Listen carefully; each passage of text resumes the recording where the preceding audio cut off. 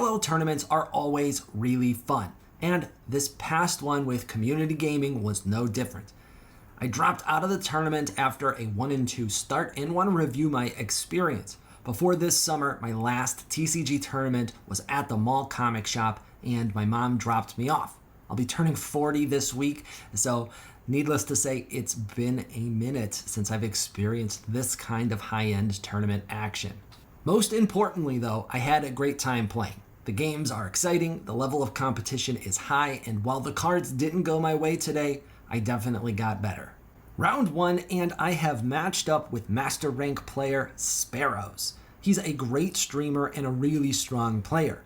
And he's banned my vehicles. Pooh, strategy is busted right away. I figured that nobody would want to run into double universal. Oh well. Game 1, he opens with Earthen. I'm forced to open with Universal Workshop. He's going first and he has the nuts. I can't slow him down fast enough and I lose this game quickly. Perhaps we should have gone with Uni-Shoshanna to open. Game 2, I banned his Universal Workshop as planned, so he has to find a win here with his New Dawn. I make a mistake though of not looking closely at his New Dawn deck list, but it doesn't actually matter in this game. I double ramp and I'm holding Ingrid for a quick win. Game 3 goes very differently though. This time I look closer at his deck because I saw a lot of odd cards in the previous game.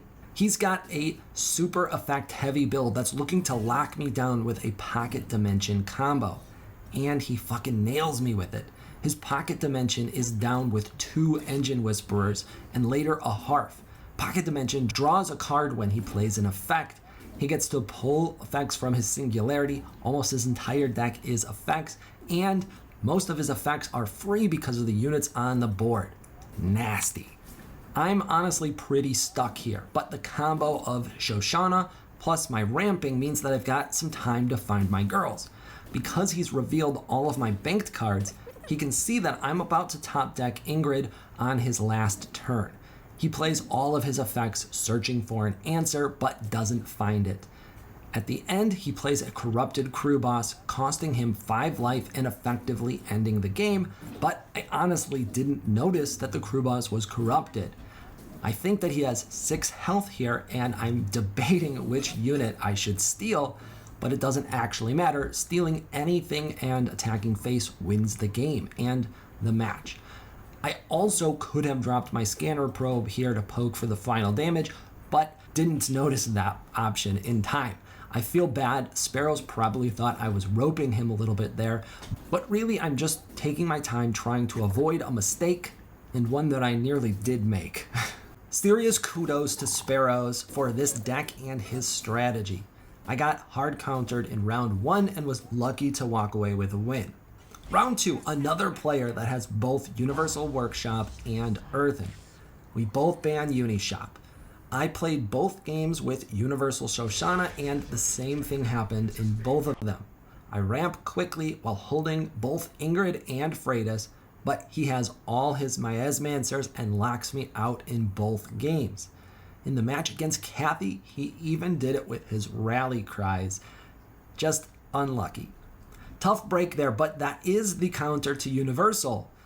I also had some poor luck in that my ramping was generally with Logistic Support Cruisers, and I kept banking my own Miasmancers. Too bad. Round 3, I finally find a player without Earthen. Everybody has Uni-Shop since it's tops, and I ban that. He bans my Universal Shoshanna, which is a surprise. I guess the extra life and healing from Shoshanna is scary since he's running Kathy and Gnaeus, but Universal Workshop provides so much more tempo. I'm pretty happy with his choice. I'm confident that he's going to open with Gnaeus. Kathy is his other option. This means that I can finally bust out my vehicles, and I don't actually care which one of those 2 decks he opens with. Vehicles is tuned to beat them both. Let's watch that game now. I have ramped into my glaive and he can't answer it. It gets an attack buff first, and then on its second turn on the field, it grabs armed, and now my opponent is truly fucked. There's just no way to kill my glaive in his deck except for Cerulean Hunter Kalair, and he doesn't find it. We get an easy win. Go Vehicles. Now I have 2 tries to win 1 game with Universal Workshop, the strongest game in the deck. But unfortunately, that's where my luck runs empty.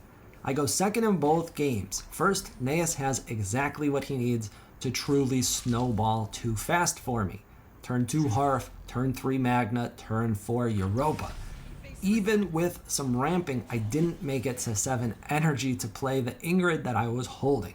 In game 3 against Kathy, I honestly thought that I had him, but he managed to get a 6-6 Kathy down and won the coin flip to hit face and finish me, and that's after pulling 2 or 3 Miasmancers from his rally cries to block me for a few turns and get in that range. Overall, we were 4-5. The Vehicles deck didn't lose, but Universal performed poorly. Not what I was expecting at all. But in the 5 games that I lost, there were 3 of them where I wouldn't have traded places with my opponent going into the last turn. They were simply smart players who knew their outs and were able to hit them. The game's explosive at the moment, and that happens sometimes. GG's to all my opponents. Now some feedback for everybody involved in this event or thinking about parallel tournaments in the future. These tournaments are too slow. I don't think that single game elimination is the answer, but we need to find some ways to speed up our day 1. I'm going to noodle on some ideas myself, but there's got to be a better option out there. I spent 4 hours over the weekend to play 9 games across 3 rounds. That's actually 5 hours if you count the check-in time as well. Ultimately, I dropped while I technically still had a chance to advance simply because I needed to sweep the final rounds to move on, plus win tiebreakers, and that was going to take at least 4 more hours. Sure, 4 in a row is possible, but it's not easy and I wasn't willing to sacrifice the rest of my Saturday on those odds. Perhaps we could get a chess timer like we got in the in-game tournaments, but with a shorter clock than, say, 15 minutes. Would 8 minutes be too much of a rush for everybody? 10 I definitely think works out fine. I'm a slower player myself, to be honest, so this is not a benefit to me. But if we can keep the games to 20 minutes or less, and each round is limited to an hour, I think 8 to 10 minute clocks will accomplish that. It also adds another layer of skill and rewards faster gameplay, which I think works well. I've competed in 2 larger parallel tournaments now over the summer, and I've failed to reach day 2 in both. The first one was hosted by Ali Straza on the Echelon app, and this past weekend's was hosted by Community Gaming on their app. I had fun, and I am grateful to both for hosting, but I definitely preferred the experience on the Echelon app as a player and as a viewer.